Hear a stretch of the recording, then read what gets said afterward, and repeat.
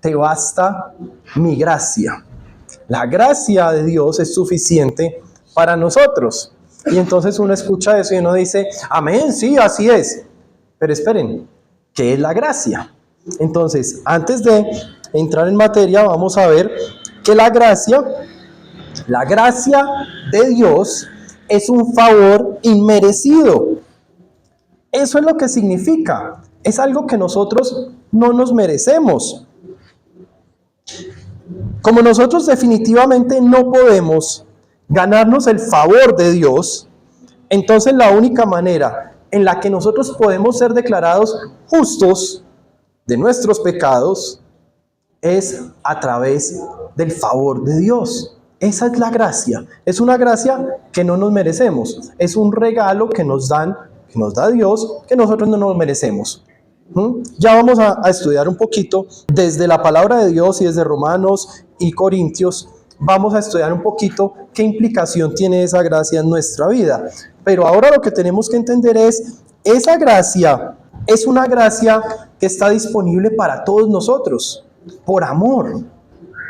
Como Dios nos amó a nosotros, entonces Él tenía un plan desde el comienzo de la creación. Él sabía que íbamos a fallar. Él sabía que nosotros no íbamos a poder cumplir sus estándares. Íbamos camino al infierno, íbamos camino a la destrucción. Y Dios, sabiendo que íbamos a fallar, Él ya tenía un plan de salvación. El plan era mandar a Jesucristo a morir por nosotros. Y aunque Él no pecó, los pecadores somos nosotros, Él nos justifica, Él se entregó por nosotros. Él dijo, no esperen, acá Warren no tiene que pagar nada, ¿sí? Acá Ricky no tiene que pagar nada. Esperen, Alejo está limpiecito, a él déjelo quieto, yo me entrego por él. Y Él se entrega por nosotros. Sin Él haber cometido un solo pecado, Él derrama hasta la última gota de sangre para limpiar el nuestro. Por eso es que se habla de Jesús como el Cordero de Dios. Nosotros ya no necesitamos buscar un cordero puro para matarlo y que con la sangre se limpie nuestro pecado. Fue la sangre de Jesucristo que lo hizo de una vez por todas. Eso es gracia. ¿Qué tenemos que hacer nosotros para merecerlo? ¿Qué tenemos que hacer nosotros para ganarlo? Nada, nada. Él lo hizo todo.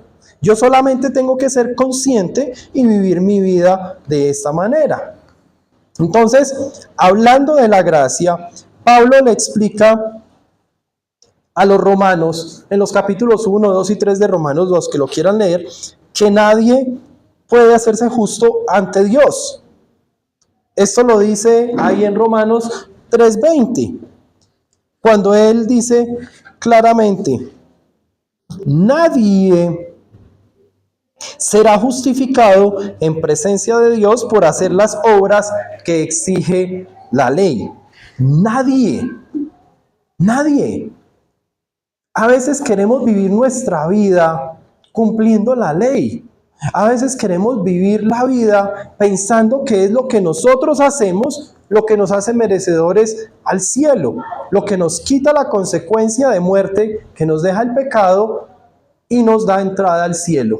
Eso no lo hacemos nosotros, y mucho menos a través de la ley. El mismo Pablo ahí en Romanos, en el 3, versículos 23 en adelante, y dice, esta justicia de Dios llega mediante la fe en Jesucristo a todos los que creen. Es decir, no llega mediante las obras que yo hago, es mediante mi fe. Cuando yo pongo mi fe en Cristo, entonces la justicia de Dios llega a mí. De hecho, no hay distinción, pues todos han pecado y están privados de la gloria de Dios. Pero por su gracia son justificados gratuitamente mediante la redención de Cristo, que Cristo Jesús efectuó. Está Pablo explicándole a los romanos que no es por todo lo que ellos puedan hacer, no es por el poder de su imperio, no es por la cantidad de dinero que aún en esa época ya se movía con el imperio romano. No depende de nada al nivel del ser humano. Es una gracia gratuita. Ahí en el versículo 22 leíamos que decía que llegaba de manera gratuita. No hay nada que nosotros podamos hacer para ganarnos esta gracia, para ganarnos la salvación. La Iglesia Católica enseñaba ahí en Roma que éramos justificados por la gracia de Dios y también por algunos méritos propios. Y por eso es que Pablo les aclara a ellos y les dice, no, espera un momentico, aunque la iglesia romana llegó mucho después, acá no existía la iglesia romana, para no confundirnos. Pero él les aclara a ellos, no, esperen, no es por lo que ustedes hagan, es por la obra que ya hizo Jesús. Cuando se crea más adelante la iglesia romana y se empieza a construir el Vaticano, sale otra persona un poquito más moderna también a leer lo que Pablo había escrito y les dice, no, esperen un momentico, es que esto no depende de lo que nosotros hagamos, esto no depende de la gracia de Dios más algunos méritos propios, esto es solo por gracia. Estoy hablando de Martín Lutero, cuando protestó y dijo, no, es que ustedes están yendo por donde no es. Eso viene precisamente de una mentalidad pujante, una mentalidad conquistadora que ha acompañado siempre o que acompañó siempre al Imperio Romano. El querer expandirse, el querer hacer ellos por medios propios, el querer ellos con su fuerza, con su ejército, con su dinero, con su sabiduría, incluso con sus dioses, el querer ir y conquistar el mundo entero. Y siempre el Imperio Romano ha querido conquistar más que el mundo, conquistar el cielo de la misma manera, con sus propias fuerzas. Siempre ha sido así. Lo fue desde el momento en que Pablo escribió la carta a los romanos, lo fue en el momento en que Martín Lutero protestó y ahí fue donde salió el protestantismo, por eso somos protestantes, la iglesia protestante protestó en contra de Roma y seguimos un camino aparte. Y sigue siendo así incluso ahora. Y no estoy acá para criticar personas, mucho menos personas que hablen en el nombre de Dios. Pero tenemos un Papa que es también máxima autoridad de un gobierno. Tenemos un Papa que no se le somete a nadie, ni siquiera a Dios. Por eso es que el Papa entonces él cambia de decisión y dice, el homosexualismo es bien delante de los ojos de Dios o no. El purgatorio sí existe o el purgatorio no existe. A él no le corresponde decir que está bien o que está mal, o que existe en el cielo o no. Eso es de Dios. Pero es lo que ha acompañado a los romanos a través de la historia, esa mentalidad de supremacía, esa mentalidad imperialista de querer siempre avanzar, de querer hacerlo en sus propias fuerzas. Resulta que en ocasiones nosotros nos volvemos romanos. Resulta que en ocasiones nosotros queremos avanzar con nuestras propias fuerzas. Nosotros queremos expandirnos con nuestras propias fuerzas. Nosotros queremos ganar terreno porque tenemos la capacidad. Nosotros queremos presentar ideas porque yo tengo el conocimiento. Y nos vamos olvidando de Dios. Y nos vamos olvidando que todo en nuestra vida depende de Dios. Y queremos seguir avanzando en la vida y queremos conquistar la tierra y queremos con nuestras obras también conquistar el cielo. Por eso es que este mensaje hoy es importante para nosotros, porque qué rico, gloria a Dios que tengamos inteligencia, que tengamos fuerza, que tengamos dinero, que tengamos unas redes sólidas de trabajo. Chéverísimo, son bendiciones de Dios. Qué bueno. Pero tenemos que ser conscientes que nada de eso es suficiente para mí. Lo único que es suficiente en mi vida es la gracia de Dios. Por eso ahorita lo vamos a ver, que Dios dice, te basta mi gracia. Ya vamos a hablar de eso en un momentico. Hablaba esta semana con alguien y decíamos, hay gente que es tan rica, que lo único que les falta es el dinero. Y hay gente que es tan pobre, que lo único que tiene es dinero. ¿Cuál es el balance entre tener y no tener? Eso va con cada persona. Qué rico las personas que tienen bendición, ay, qué rico las personas que tienen fuerza, qué rico la gente que tiene mucho conocimiento, que tiene mucho dinero. Pero ¿y si no lo tenemos, significa que Dios no nos ama? Si yo pierdo mis fuerzas y terminara postrado en una cama, ¿significaría que Dios no me ama? ¿O sería ahí en esa debilidad donde realmente voy a poder ver el poder de Dios? Si tengo una quiebra financiera y pierdo lo que tengo, ¿no es ahí donde muchas personas terminan de rodillas delante de Dios, conociendo un Dios más real, más cercano? ¿No ha sido en esos momentos de dificultad que la humanidad en general ha avanzado siempre a otro nivel? Dice el dicho popular que es cuando la noche es más oscura es porque ya viene el amanecer. Es la oscuridad, pero ya viene el amanecer, viene la luz. Y la luz es Jesús. Nosotros no debemos tenerle miedo a perder lo que tengamos. No estoy hablando de ser irresponsables. Estoy hablando de soltar nuestra dependencia de esas cosas. Soltar la dependencia de mí mismo. Soltar la dependencia de mi conocimiento. Soltar la dependencia de mis fuerzas y mis recursos financieros. Cuando yo suelto, reconozco que soy débil. Reconozco, me estoy humillando delante de Dios y reconozco que lo necesito a Él para yo poder avanzar en mi vida. Que lo necesito a Él para que el día que mi cuerpo deje de latir, yo pueda estar en su presencia, porque no hay nada que yo pueda hacer que me dé ese derecho a entrar allá. No es en mis fortalezas, es en mis debilidades donde yo más me acerco al Señor. Entonces, es en mis debilidades donde realmente yo podría llegar a ser fuerte.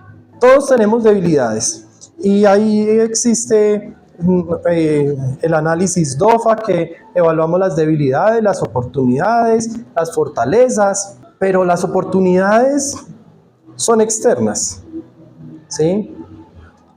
Las debilidades y las fortalezas son internas, están en mí.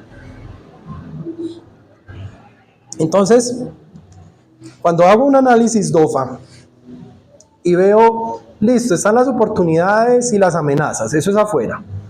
Y analizo lo interno, las debilidades y las fortalezas.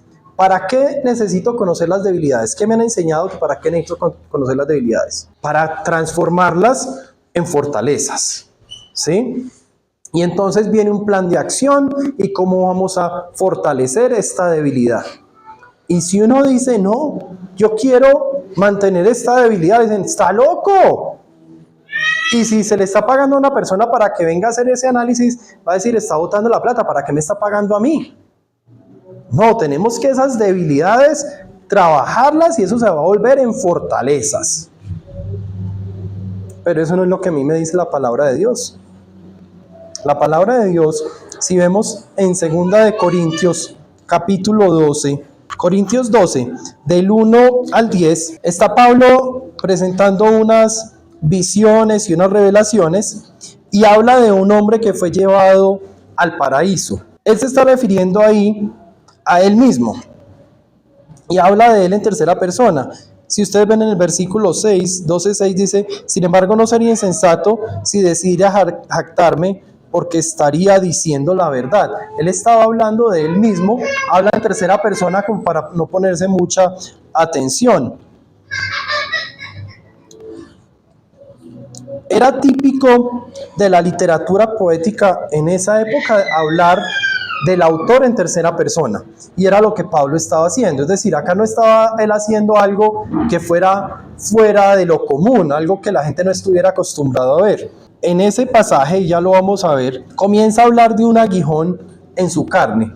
Él dice que se le ha clavado una espina en la carne. Vamos a empezar a leer desde ahí. Dice, para evitar que me volviera presumido por estas sublimes revelaciones, una espina me fue clavada en el cuerpo, es decir, un mensajero de Satanás para que me atormentara. Entonces Pablo viene hablando como les decía, de revelaciones, y está diciendo que a él lo subieron al cielo y que él le fue revelado un montón de cosas y que él no sabe si eso fue en persona o fue en espíritu. Y cuando se está hablando mucho de él y está diciendo es que yo, y a mí me usa Dios, y yo tengo estas revelaciones, y Dios me dijo, y Dios me mostró, y Dios me llevó. Entonces, en el versículo 7 él dice, para evitar que me volviera presumido, se me ha clavado una espina en el cuerpo. Esto que él habla es lo que conocemos como el aguijón de la carne. Y no sabemos realmente a qué se refería, a qué se estaba refiriendo Pablo. Hay quienes dicen varias cosas. Lo que se cree que está más cerca a la verdad es que el aguijón en la carne era un problema de la visión. Cuando él escribió a los Gálatas, recuerden que estábamos estudiando de eso, él habla de ese problema, que fue lo que lo llevó precisamente a la región de Galacia, que él terminó allá predicando. Él asegura que esa debilidad en su visión fue puesta para que él no se volviera presumido, para él no jactarse de él mismo. Aún así, en el versículo 8 él dice, 3 veces le rogué al Señor que me la quitara. 3 veces, haciendo eco a la misma cantidad de veces que Jesús le pidió al Padre que le evitara sufrir en la cruz. 3 veces le rogué al Señor que me la quitara, pero Él me dijo, te basta con mi gracia, pues mi poder se perfecciona en la debilidad. Imagínense ustedes, entonces están en la empresa, la persona que está al análisis le dice, listo, esta es la debilidad más importante que ustedes tienen, vamos a trabajar para convertirla en fortaleza. Y usted le dice, no se preocupe, señor asesor, a mí me basta con la gracia de Dios, porque en esa debilidad es donde se va a perfeccionar el poder de Dios. ¿Qué va a decir el asesor? Yo creo que hasta si es creyente va a decir, usted está loco. Si ya tenemos identificada la debilidad, pues vamos a trabajarla. ¿Quiénes? Nosotros. ¿Con qué conocimiento? Con el que nosotros tenemos. ¿Y cuáles estrategias? Las que le traemos. ¿Y quién le va a pagar? Pues con su plata. Todo está al nivel del hombre. Y acá lo que nos enseña la palabra de Dios es que esas debilidades no son más que una posibilidad para nosotros ver el poder de Dios. Porque es que nos sentimos fuertes en muchas cosas y no sabemos eso cuándo va a cambiar. Yo siempre me jactaba de mi facilidad con los números y de la ubicación. Entonces a mí me tocaba viajar y me mandaron alguna vez a Uruguay y llegué a Uruguay por primera vez y a la hora ya tenía un grupo de 12 delegados más detrás mío diciendo, ¿y por dónde nos vamos? Y era la primera vez que yo estaba en Montevideo, pero ya yo tenía estudiada la ciudad, los mapas, las rutas, donde se cogía el taxi, nos subimos en el taxi y yo no le dije al tipo, vamos a tal parte, sino que le dije, vamos a coger la avenida 20 de julio y allá vamos a llegar al puerto y nos espera afuera del mercado del puerto. Uy, usted conoce mucho en Montevideo. No, es que me gusta estudiar en mapas, ¿sí?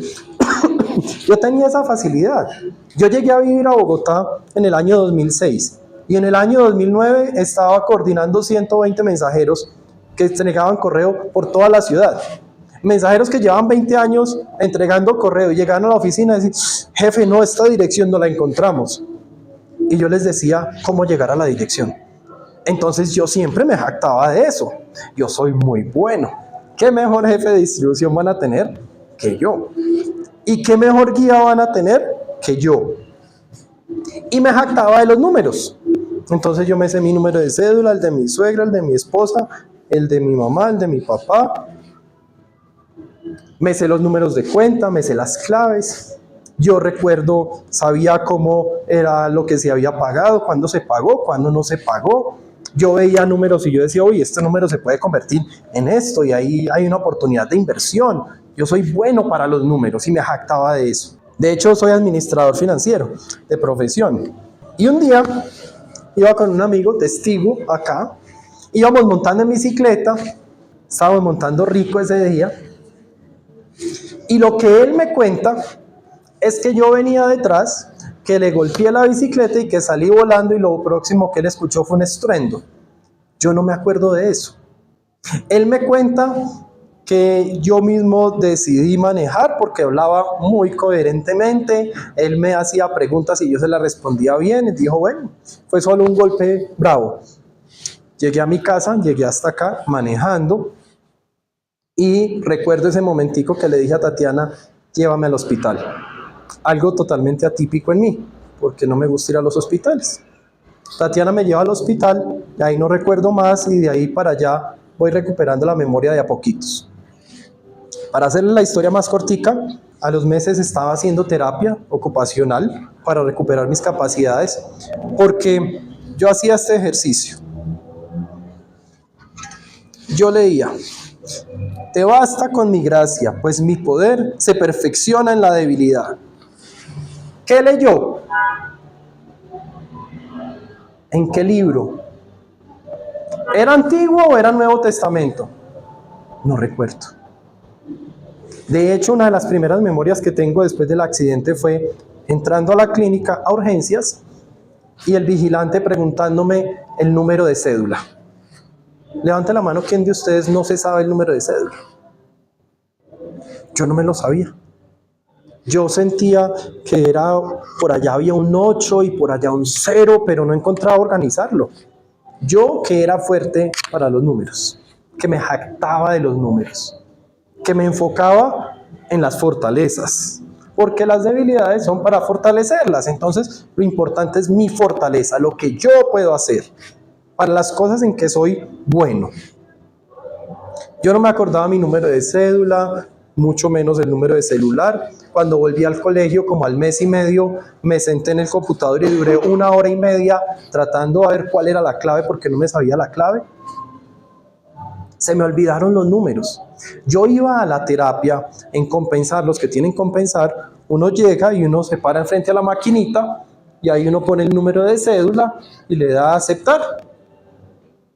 Y entonces yo iba detrás de mis compañeritos de terapia de 60, 70, 80 años, hasta más. Y yo era feliz parándome detrás de ellos y mirando detrás del hombro ellos cómo marcaban de rápido el número de cédula. Yo decía, tan rico yo poder marcar mi número de cédula así. Porque muchas veces llegaba a la maquinita y me tocaba sacar la cédula para poder marcar 8, 2, y acá veía 2 y acá marcaba otro número. Y los números no me cuadraban por ninguna parte. No me acordaba mi clave del cajero, el número de la cuenta. Y en esa época fui también a visitar a Cristian. Un día fuimos allá que nos invitó a la piscina. Y yo iba con Waze, con Tatiana, Jerónimo y Salomé en el carro. Iba por la autopista, hacemos el retorno de Tocancipá y venía otra vez para mi casa. Y Tatiana me pregunta, corazón, ¿no íbamos para donde Cristian? Sí, pero ya yo venía hacia Bogotá y él vive por Tocancipá. Con el Waze puesto, Waze diciéndome que gire a la derecha, pero yo no lograba conectar para dónde iba. Las dos cosas en las que yo era fuerte, los números y la ubicación, quedaron perdidos. La terapeuta me dijo un día, no maneje solo, que se pierde. No maneje solo porque su función ejecutiva está desvanecida. Entonces, si alguien se atraviesa, usted piensa que debe frenar, pero no ejecuta la acción y no frena. Y me sucedía con muchas personas que me decían, claro, yo te dije eso. No, yo me acuerdo que yo pensé en eso, pero tú nunca me lo dijiste. Y yo, ¿cómo sé que tú lo pensaste? Yo te lo dije. No, no me lo dijiste.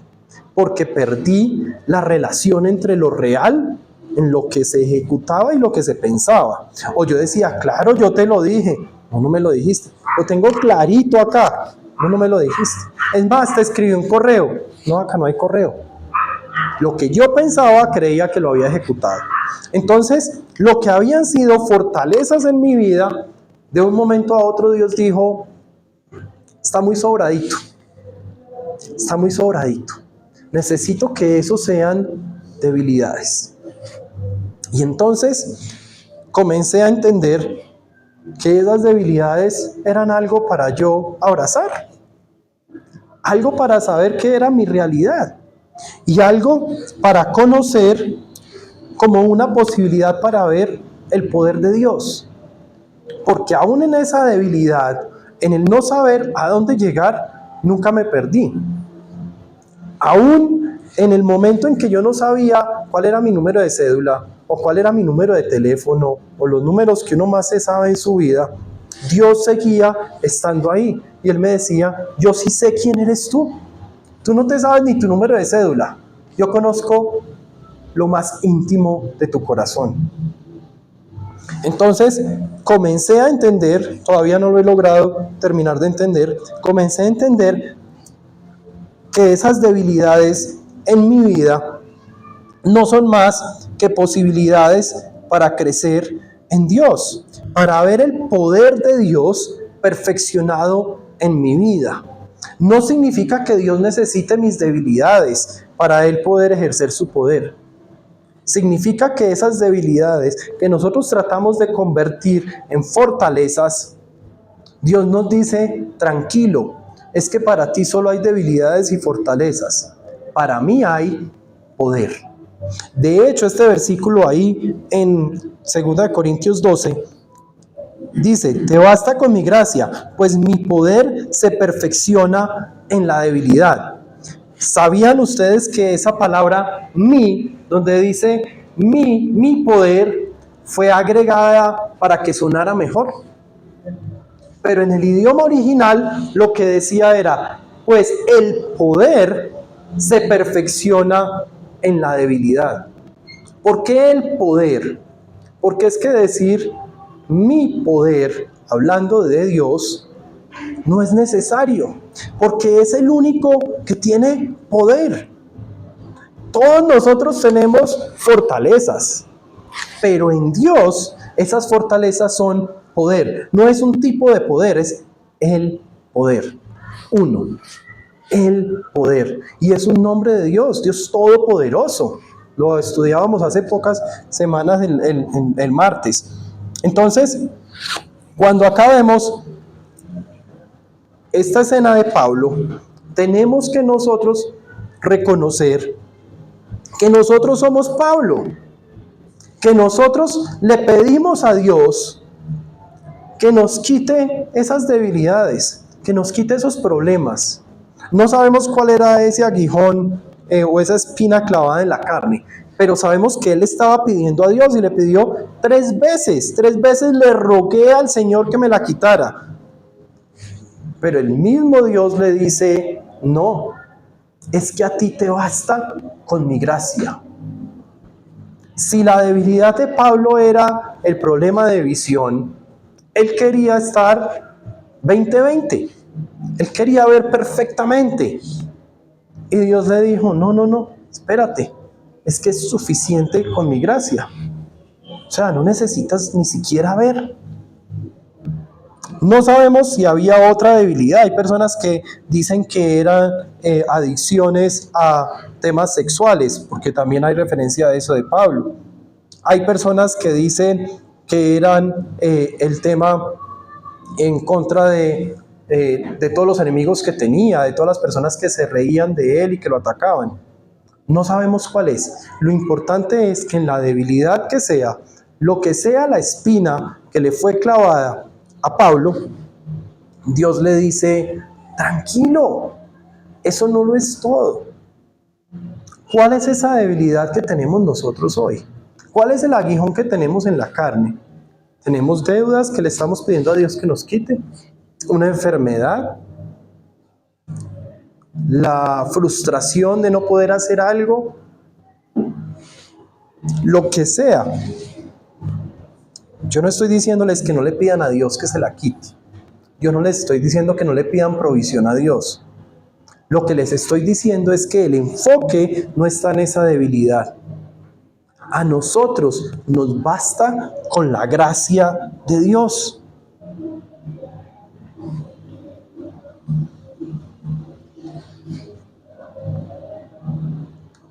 Nuestras debilidades y nuestras fortalezas están a este plano. Hay gente que dice, es que yo tengo el poder para hacer. No, nosotros no tenemos poder. El poder es de Dios. Entonces nosotros le estamos pidiendo a Dios, esta debilidad, ayúdame a convertirla en una fortaleza. Y Dios no le estaba diciendo a Pablo, no porque tú te mereces esa debilidad. Él está diciendo, tú me estás pidiendo una fortaleza. Yo te voy a demostrar poder. Porque es en esa debilidad en que se perfecciona mi poder. Es en tu debilidad cuando realmente me puedes ver a mí obrando. Es cuando el médico ya no tiene más recursos para sanar a la persona que podemos experimentar la sanación que viene de Dios. Es cuando mi dinero no me alcanza para satisfacer mis necesidades, cuando puedo ver la provisión de Dios de manera completa. Por eso es que Dios no nos va a cambiar una debilidad en una fortaleza. Dios lo que nos permite ver es su poder perfeccionado. El poder de Dios actuando en mi debilidad. Ahí mismo en Corintios, si nos devolvemos un poquito, 1 Corintios 2, versículos 2 y 3, dice, me propuse más bien, estando entre ustedes, no saber de cosa alguna, excepto de Jesucristo y de este crucificado.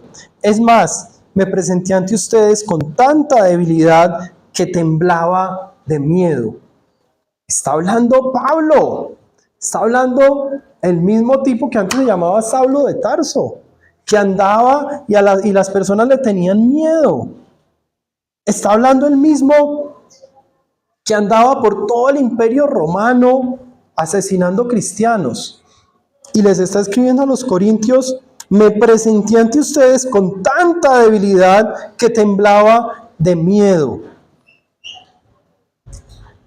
Si nosotros hiciéramos una comparación de la vida de Pablo antes, cuando era Saulo de Tarso, y ahora que es Pablo, ¿cuándo dirían ustedes que fue más exitoso?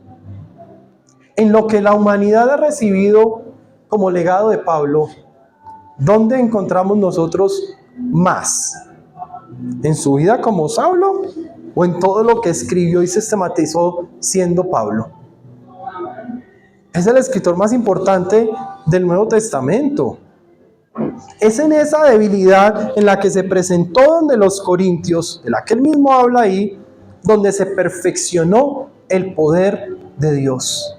Debería servir para nosotros como ejemplo, que cuando él lo hizo con sus fuerzas, él era bueno, él era un buen guerrero, él era un buen estratega militar, él conocía la ley, él conocía la normatividad, conocía la ley moral y la ley civil.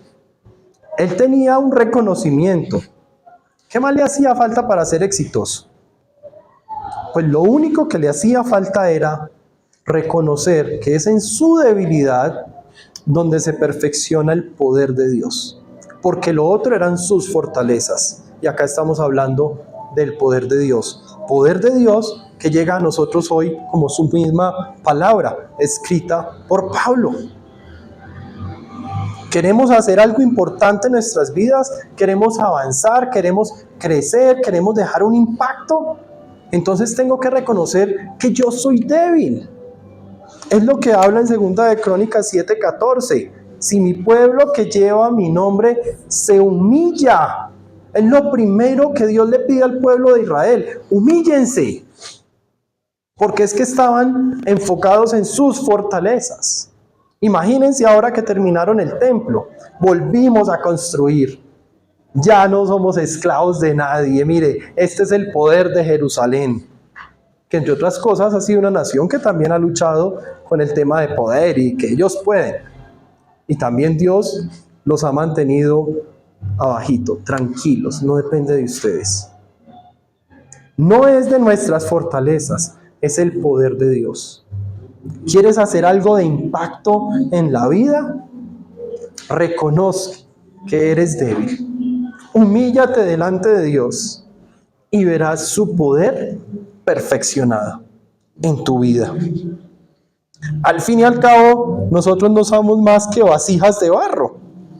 También término utilizado por Pablo en 2 de Corintios, y ya con este versículo vamos a terminar.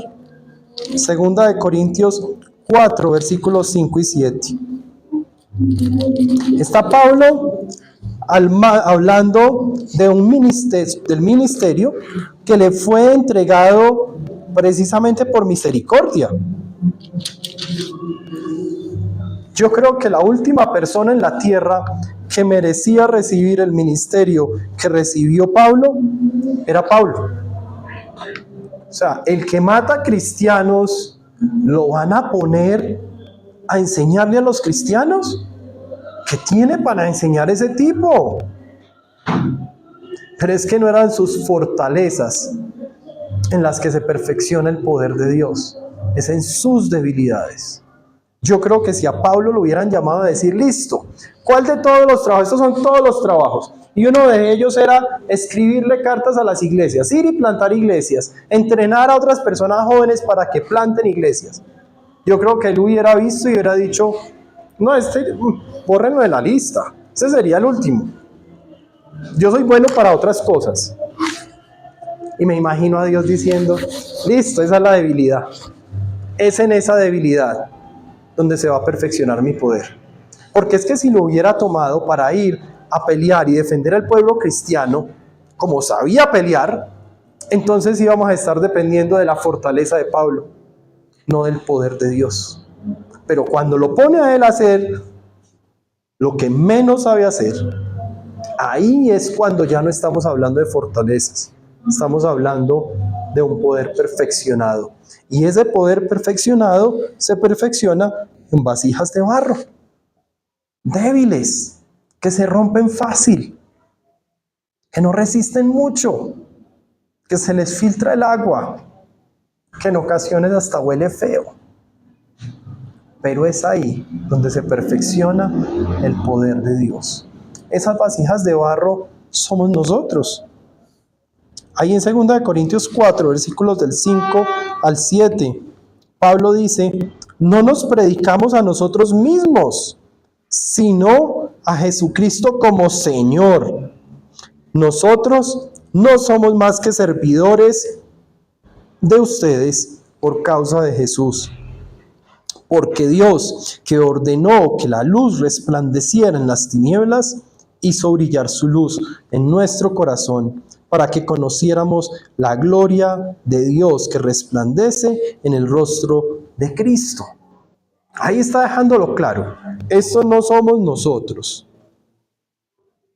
No nos estamos predicando a nosotros mismos. Yo no estoy viniendo a compartirles de mi fortaleza.